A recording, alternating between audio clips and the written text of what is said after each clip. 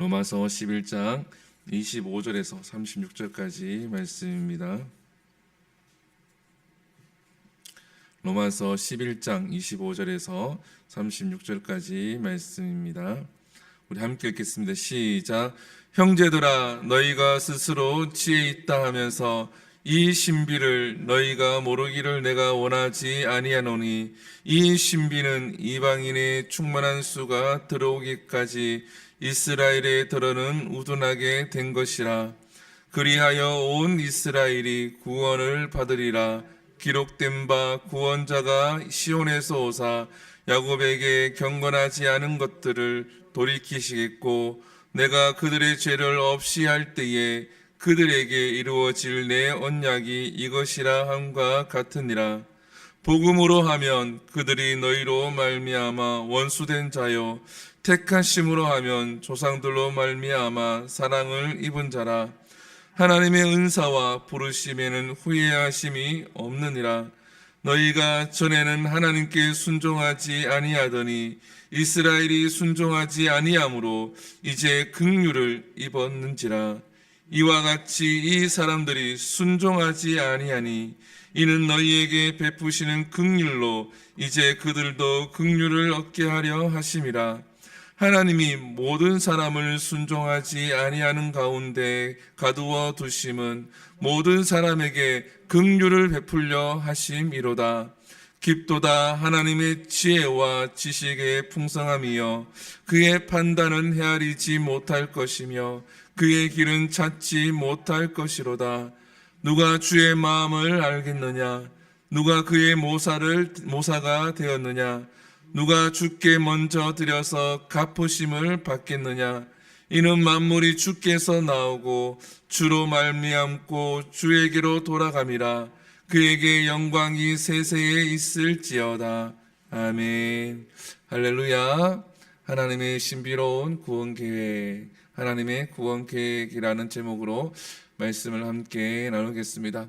어제 본문에서 함께 먼저 이야기할 게 한 가지가 있는데, 저희 사모가 이제 한 주간 동안 대구에 내려가 있습니다. 그래서 혹시나 안 보여서 걱정하실 분이 계실까 하고, 또 우리 황민순 집사님이라고 새벽마다 나오는 남자 집사님이 계신데 강교로 이사를 가셨어요. 강교로 이사를 가셔서 주일날은 나오시는데 직장은 이제 동탄 쪽에 계신데 새벽에는 조금 나오기 힘들다고 그러시더라고요. 아이 이제 양육 때문에 강교로 이사를 가셔서 주일날은 이제 나오시지만 새벽에는 못 나온다고, 죄송하다고 그러시는데, 우리 성도님들도 매일 항상 자리 지키시는 분이 안 보이시면 걱정하실 것 같아서 제가 알려드립니다.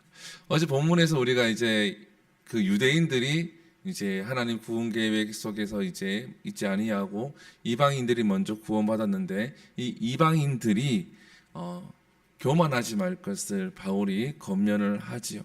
오늘 본문에서는 바울이 이 단어를 씁니다. 신비라는 단어를 씁니다.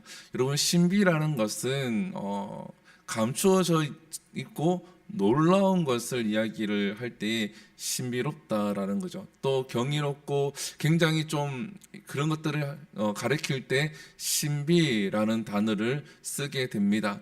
오늘 본문에서 바울이 하나님이 구원의 계획을 신비의 비유를 하고 있습니다. 그런데 이 구원의 계획은 사실은 감추어진 것은 아니죠. 드러나 있습니다. 그러나 신비롭다라는 거죠.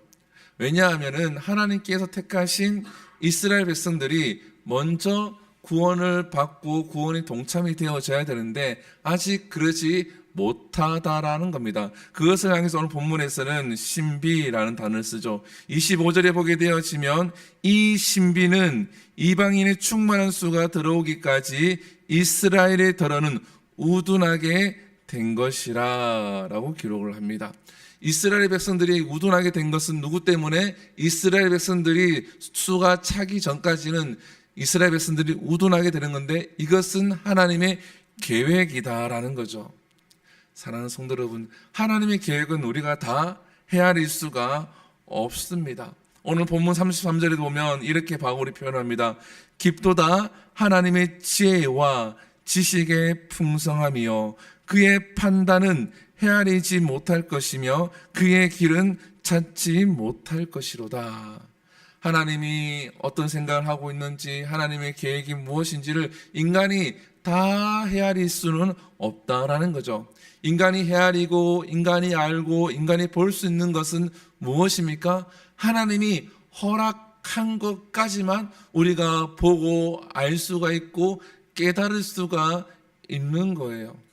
그 이상은 우리가 깨달을 수가 없다라는 겁니다. 그래서 마틴 루터가 죽을 때 이러한 얘기를 합니다. 나는 죽고 난 다음에 하나님 앞에 가면은 질문할 게 너무 많다고, 궁금한 게 너무 많다고, 그래서 하나님 앞에 가면은 난 이 모든 궁금한 거를 다 물어볼 거라고.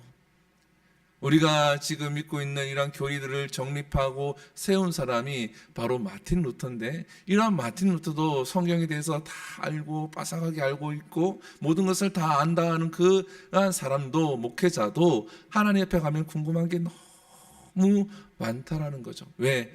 하나님께서 알게 한 것까지만 아니까 나머지 것들은 알래야 알 수가 없기 때문이다라는 거죠. 오늘 본문에서도 바울이 그것을 강조를 하고 있는 겁니다. 이스라엘 백성들이 우둔하게 된 것은 하나님의 계획하심이다라는 거죠. 그래서 28절에 보면 이렇게 이야기를 합니다. 이런 표현을 하죠. 복음으로 하면은 그들, 유대인이죠, 이스라엘, 너희로 말미암아 원수된 자요, 택하심으로 하면 조상들로 말미암아 사랑을 입은 자라. 복음으로 보면은 유대인들이 원수 같은 존재죠. 복음을, 하나님 예수 그리스도를 믿는 자들을 잡아서 죽이고 옥에 가두고 매질을 하니까 그들이 원수된 것 같지만 조상으로 보면은 하나님의 택하심을 받은 백성이다라는 거죠. 그래서 29절에 뭐라 얘기합니까? 하나님의 은사와 부르심에는 무엇이 없느니라? 후회하심이 없느니라. 바꿔 얘기하면 하나님이 부르심에는 실수함이 없다라는 겁니다. 하나님이 계획하심에는 실수함이 없다라는 거죠. 하나님이 이스라엘 백성을 부른 것은 후회도 아니시고 실수함도 아니다라는 거죠. 그래서 30절에는 너희가 전에는, 이방인을 얘기하죠, 하나님께 순종하지 아니하더니 이스라엘이 순종하지 아니함으로 이제 긍휼을 입었는지라. 유대인들이 순종하지 않기 때문에 이방인 너희들이 복음을 듣고 너희들이 예수 그리스도를 영접하고 하나님의 백성이 되는 은혜를 입었다라는 거죠. 어찌 보면은 이 이스라엘 백성들은 우리에게 복음이 전해질 수 있도록 그러한 계기를 마련하게 된 거다라는 거죠. 그렇기 때문에 그들을 너무 미워하지 말라는 겁니다. 유대인들이 너희를 힘들게 하고 아프게 하고 어렵게 하지만 그들을 너무 미워하지 말라라는 거죠. 그리고 너희들은 교만하지 말라라는 겁니다. 이 모든 것들이 하나님의 계획하심이다라는 거죠. 사랑하는 성도 여러분, 그래서 우리는 무엇을 알 수 있습니까? 하나님은 모든 인간이 구원받기를 계획하고 있다라는 겁니다. 이 이스라엘 백성들도 하나님이 나중에는 다 구원시킨다라는 거죠. 그래서 우리는 저 사람이 구원받을지 이 사람이 구원받을지 알 수 없습니다. 모든 사람이 구원의 계획 속에 있는데 우리는 복음을 전할 뿐이죠. 또한 여기서 우리가 무엇을 알 수가 있습니까? 하나님의 지혜를 다 알 수 없기 때문에 우리가 저 사람이, 상대방 옆에 있는 사람들을 향해서 늘 주님이 이야기하시고 하나님이 이야기하는 것과 같이 정죄할 필요가 없다라는 겁니다.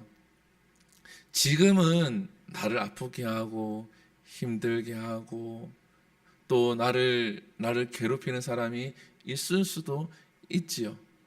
그러나 우리가 그 사람도 하나님이 사랑하시는 존재임을 우리가 기억해야 될 줄 믿습니다. 그 사람도 하나님이 사랑하세요. 그러기 때문에 하나님의 구원의 계획이 그 사람에게 언제 나타날 줄 모른다라는 겁니다. 또한 믿는 같은 지체 중에서 나를 힘들게 하는 사람이 있을 수도 있습니다. 그 사람 또한 하나님이 언제 어떻게 성숙시켜서 또 하나님의 일을 감당하게 할 줄을 알지 못한다라는 거죠. 그래서 너무 미워하고 너무 정죄하기보다 나를 힘들게 하고 나를 아프게 하는 사람이 있으면 그만큼 더 하나님 앞에 엎드려 기도할 수 있기를 소망을 합니다. 그러면은 하나님이 계획하심이 있기 때문에 그 계획대로 하시면서 우리에게는, 나에게는 무엇을 베풀어 줄까요? 바로 긍휼하심을 베풀어 줄 믿습니다. 이스라엘 백성으로 인해서 유대인들에게 긍휼하심이 임했던 것처럼 그 사람으로 인해서 내가 그 사람을 정죄하지 아니하고 사랑하고 기도할 때에 하나님의 긍휼하심이, 하나님의 크신 은혜가 내게로 임하게 될 줄 믿습니다. 그래서 우리는 내 원수를 사랑하라 라는 그 주님의 말씀을 기억하면서 우리가 살아가야 될 줄 믿습니다. 그러면서 오늘 본문에 보게 되어지면 바울이 어떻게 마무리를 하고 있습니까? 사실 33절에서 36절까지는 그 신비로운 하나님의 계획에 대해서, 그 하나님에 대해서 찬양하는 마음인데 34절에 보게 되어지면 누가 주의 마음을 알겠느냐? 누가 그의 모사가 되었느냐? 누가 주께 먼저 드려서 갚으심을 받겠느냐? 이는 만물이 주에게서 나오고 주로 말미암고 주에게로 돌아감이라. 그에게 영광이 세세에 있을지어다. 아멘. 무엇을 바울이 찬양하고 있습니까? 모든 것은 하나님에서, 주님으로부터 출발하고 모든 것은 다 하나님께로, 주님께로 돌아간다라는 거죠. 그래서 그러한 하나님의 계획하심을 믿기를 소망을 합니다. 여러분들의 삶도 하나님이 주관하고 계시고 여러분들의 삶 가운데서도 하나님의 계획하심이 있음을 믿고 기도함으로 오늘 하루도 여러분들을 승리할 수 있기를 축복합니다. 기도하겠습니다. 사랑과 은혜가 풍성하신 하나님, 참으로 감사합니다. 우리가 무엇이 간데 주의 복음을 듣게 하시고 하나님의 백성으로 삼아 주셨습니까? 하나님, 이 모든 것이 하나님의 은혜인 줄 믿습니다. 하나님, 결단코 교만하지 않게 하시고 항상 주의 말씀으로 자로나 우러나 치우치지 아니하고 하나님의 계획하심을 믿고 우리가 하루하루 하나님이 베푸시는 그 은혜 가운데 살아가게 하여 주시옵소서. 오늘 하루도 누구를 만나고 무엇을 하든지 간에 하나님과 동행하게 하시고 하나님이 우리 성도 삶 가운데 간섭하시고 하나님의 역사들이 일어나게 하여 주시옵소서. 이 모든 것 살아계신 예수님 이름으로 기도드립니다. 아멘. 주기도문 예배를 마칩니다. 하늘에 계신 우리 아버지여, 이름이 거룩히 여김을 받으시오며 나라의 임하옵시며 뜻이 하늘에서 이루어진 것 같이 땅에서도 이루어지리이다. 오늘날 우리에게 일용할 양식을 주시옵고 우리가 우리에게 죄지은 자를 사하여 준 것 같이 우리 죄를 사하여 주옵시고 우리를 시험에 들게 하지 마시옵고 다만 악에서 구하시옵소서. 대개 나라와 권세와 영광이 아버지께 영원히 싸움나이다. 아멘. 우리 이 시간 함께 기도하며 나갑니다. 이 시간 기도할 때에 우리 말씀을 기억하시면서 하나님의 은혜를 사모하고 함께 기도하시고 교회를 위해서 기도합니다. 주은의 교회가 하나님 사명을 잘 감당할 수 있는 교회가 될 수 있도록 일꾼들을 보내주시고 일꾼들이 세워질 수 있도록 기도해 주시고 또한 여름 성경학교와 중고등부 수련회가 은혜 가운데 잘 마칠 수 있도록 기도해 주시고 우리 한우들 구현정 집사님과 그리고 박지암 어린이를 위해서 함께 기도해 주시고 또 이 나라를 위해서 기도하시고 전쟁이 종식될 수 있도록 기도하신 후에 자유롭게 기도가 돌아갑니다. 주여 한번 부릅니다. 주여, 사랑으로 충만하신 하나님 주님